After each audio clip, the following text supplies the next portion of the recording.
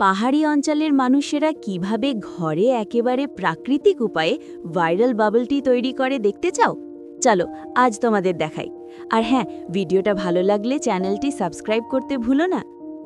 সবচেয়ে আগে জঙ্গল থেকে আনা কাসাবার উপরের শক্ত খোসা আলতো করে ছাড়িয়ে নিই। ভেতর থেকে বেরিয়ে আসে সাদা শুভ্র কাসাবা আলু।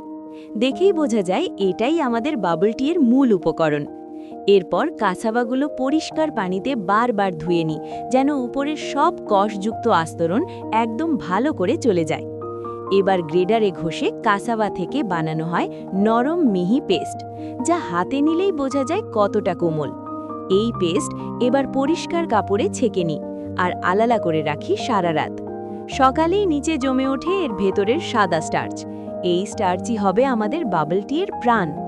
এই স্টার্চ রোদে শুকিয়ে ঝরঝরে করে নিই। শুকিয়ে গেলে ওখলিতে মিহি গুঁড়ো করে চাকুনিতে ছেঁকে আরেক ধাপ মসৃণ করা হয়। এরপর হালকা আঁচে আমাদের ঘরে তৈরি দেশি গুড় গলিয়ে নিই। গুড় যখন একদম গলে যায়, এই ক্যারামেলে এবার যোগ করি সেই কাসাবা স্টার্চ, আর তৈরি হয় এক চকোলেটি স্বাদের মণ্ড। এবার চুলা থেকে নামিয়ে আরও কিছু স্টার্চ যোগ করে হালকা হাতে মেখে নরম ডো তৈরি করি। এখন এই মণ্ড পাতলা করে বেলে ছোট ছোট টুকরো করে কেটে নিই। একটু একটু করে নিয়ে ঘুরিয়ে ছোট ছোট গোল বল বানিয়ে নিই। একটার পর একটা মুক্তোর মতো বাবল তৈরি হয়, দেখতেই মন ভরে যায়। এদিকে চুলায় বসানো হয় এক হাঁড়ি ফুটন্ত পানি।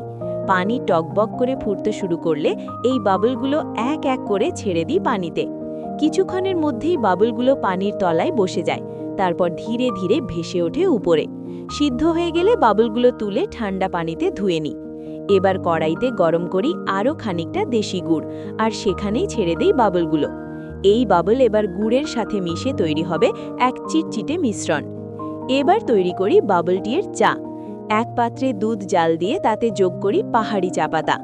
এখন গ্লাসে আগে দিই এই নরম চুইংগাম মতো বাবল, তার উপর ঢেলে দেই গরম গরম দুধ চা। চাইলে বরফও যোগ করা যায় গরমের দিনে। আর ব্যাস, এইভাবেই পাহাড়ি অঞ্চলের মানুষেরা একেবারে ঘরে কেমিক্যাল ছাড়াই প্রাকৃতিক উপায়ে তৈরি করে ভাইরাল বাবল টি, যার স্বাদে আছে গুড়ের মিষ্টতা আর কাসাবার কোমলতা। ভিডিওটা কেমন লাগলো কমেন্টে বলে যাও।